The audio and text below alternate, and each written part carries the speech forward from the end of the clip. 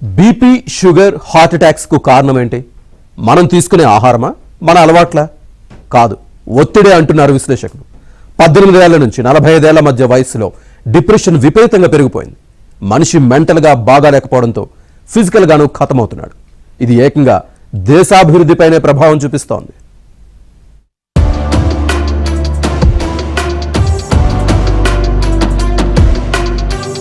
ఏ దేశ అభివృద్ధికైనా కీలకం యువతరం. వారే దేశానికి ఇంజన్లు.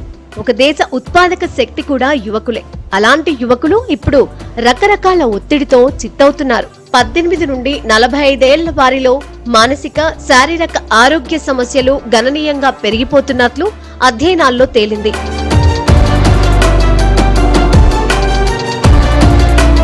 మన దేశంలో ఎక్కువ మంది యువత దీర్ఘకాలిక ఒత్తిళ్లతో బాధపడుతున్నారు. 1997 తర్వాత పుట్టినవారు అధిక ఒత్తిడి, జీవనశైలి వ్యాధుల బారిన పడుతున్నారు. యువతలో మానసిక ఒత్తిడి కారణంగా డిప్రెషన్, యాంగ్జైటీ వంటి సమస్యలు పెరుగుతున్నట్లు ప్రపంచ ఆరోగ్య సంస్థ నివేదికలు గుర్తించాయి.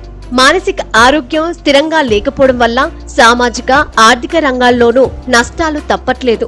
భారత నేషనల్ మెంటల్ హెల్త్ సర్వే 15 నుండి 29 ఏళ్ల మధ్య వయసు యువతలో మానసిక వ్యాధుల తీవ్రత 14.7% పెరిగింది. ప్యూ రీసెర్చ్ సెంటర్ సర్వే 2023 ప్రకారం 71% మంది యువత ఉద్యోగ భద్రత, సామాజిక విజయాలపై మానసిక ఒత్తిడిని ఎదుర్కొంటున్నారు. ఉద్యోగ భద్రత లేకపోవడం, అధిక పనిభారం, భవిష్యత్తు ప్రణాళికపై అస్పష్టత, సామాజిక సంబంధాల్లో ఒడిదుడుకులు, ఆర్థిక ఒత్తిళ్లు వంటివి వీరిలో సమస్యలకు దారితీస్తున్నాయి.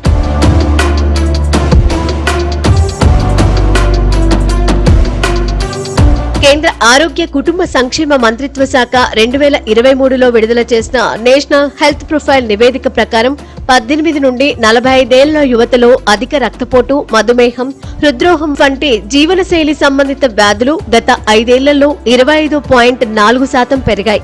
25 నుండి 30 సంవత్సరాల వయసు వారిలో మధుమేహం 15% ఎక్కువైంది. 25 ఏళ్లలోపు యువతలో రక్తపోటు 18%, మధుమేహం 12% పెరిగినట్లు Hyderabad institute of medical science అధ్యయనంలో తేలింది.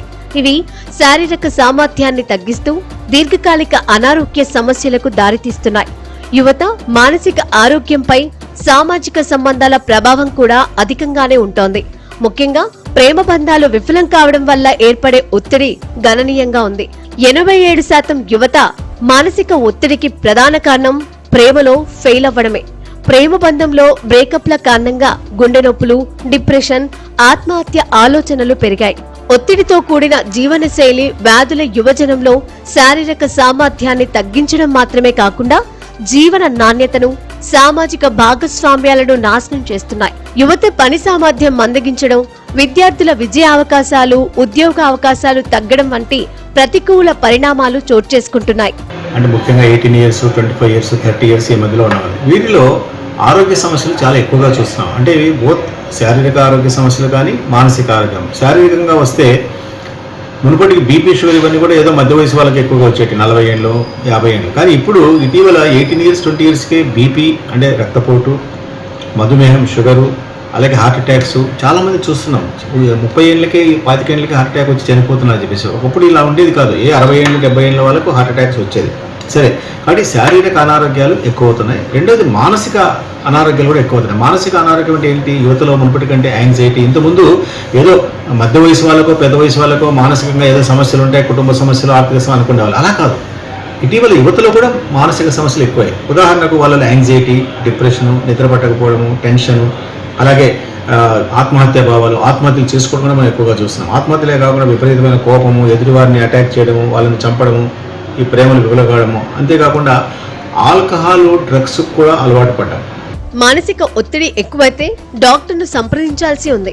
మానసికంగా దెబ్బతింటే కృంగి, కుషించి నశించిపోయే ప్రమాదం ఉంది.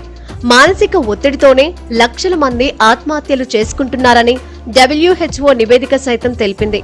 కోవిడ్ తర్వాత ఈ సమస్య ఎక్కువైంది. మహిళల కన్నా పురుషులు ఎక్కువగా కుంగిపోతున్నారు. చదువు, ఉద్యోగం పేరుతో పిల్లలపై ఒత్తిడి తేవడం సరికాదంటున్నారు నిపుణులు. వర్క్ లైఫ్ బ్యాలెన్స్ ను సరిగ్గా పాటించాలి. ప్రతిరోజు ఆఫీస్ పనిని ఇంటికి తీసుకురావడం కూడా సరికాదు. ఇన్స్టాగ్రామ్, ఫేస్బుక్, టిక్ టాక్ లాంటివి ఊహల్లో తేలేలా చేస్తాయి.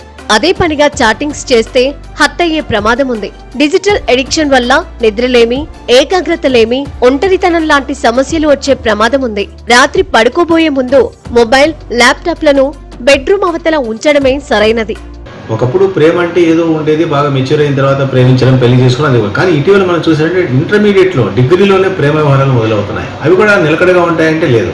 కొన్నాళ్ళ తర్వాత ఇద్దరు విడిపోవడము, ఒకవేళ అమ్మాయి ఒప్పుకోలేదనో అబ్బాయి ఒప్పుకోలేదనో మొహమ్మాయిని యాసిడ్ పోయడము, అమ్మాయిని కత్తితో అటాక్ చేయడము, లేదా ఇద్దరు కలిసి సూసైడ్ చేసుకోవడము. కాబట్టి ఈ అన్స్టేబుల్ రిలేషన్షిప్స్ ఇవి కూడా ఒక ముఖ్యమైన కారణం మనం ఎక్కువగా చూస్తున్నాం. ఇలా రకరకాల అంతేకాదు డిజిటల్ అడిక్షన్ ఒకప్పుడు ఇంతగా లేదు. ఈ సెల్ ఫోను, నెట్ ఇవన్నీ వచ్చిన తర్వాత ఈ ఎక్కువగా సెల్ ఫోన్లో ఉండడము, ఎక్కువగా చాటింగ్ చేయడము, ఇలా ఈ డిజిటల్ వరల్డ్లోనే ఉంటారు. అంటే రియల్ ఫ్రెండ్స్తో కంటే ఈ వర్చువల్ ఫ్రెండ్స్తోనే ఎక్కువగా ఉంటున్నారు. ఇవన్నీ రకరకాల కారణాలు యువతలో. అంటే ఎక్కువగా కూర్చొని వర్క్ చేయడం కానీ, ముఖ్యంగా సాఫ్ట్వేర్ వాళ్ళు కానీ, యూత్ కానీ ఎక్కువ ల్యాప్టాప్ మీద పనిచేయడము, శారీరక శ్రమ లేకపోవడము, వ్యాయామం లేకపోవడము, అలాగే డైట్. ఇంతకుముందు ఈ ఫాస్ట్ ఫుడ్స్ ఇవన్నీ పెద్దగా లేవు. ఇప్పుడు ఏం చూసినా కానీ ఏదో రకరకాల ఆర్డర్ చేయడము, పిజ్జాలు, బర్గర్స్ ఇవన్నీ తీసుకోవడము, సరైన మంచి న్యూట్రిషియస్ డైట్ కాకుండా ఫాస్ట్ ఫుడ్స్కి అలవాటు పడుతున్నారు. దీంట్లో ఎక్కువగా ఆయిల్ కానీ, స్వీట్స్ కానీ ఇవన్నీ ఎక్కువగా ఉంటాయి. కాబట్టి ఇలాంటి రకరకాల కారణాల వల్ల యువతలో ఈ శారీరక అనారోగ్యాలు, మానసిక అనారోగ్యాలు ఎక్కువగా ఉన్నాయి. ఒత్తిడిని తగ్గించాలన్నా, జీవనశైలి వ్యాధులను నియంత్రించాలన్నా సమగ్ర విధానాలు పాటించాలి. ధ్యానం, యోగా, వ్యాయామం ఒత్తిడిని తగ్గించడంలో కీలక పాత్ర పోషిస్తాయి. ఇవి శారీరక ఆరోగ్యాన్నే కాదు, మనిషిని మానసికంగానూ బలోపేతం చేస్తాయి. ప్రైవేట్ రంగం, విద్యా సంస్థలు సైతం ఒత్తిడి తగ్గించే వర్క్షాప్లు, మానసిక ఆరోగ్య కార్యక్రమాలు చేపట్టాలి.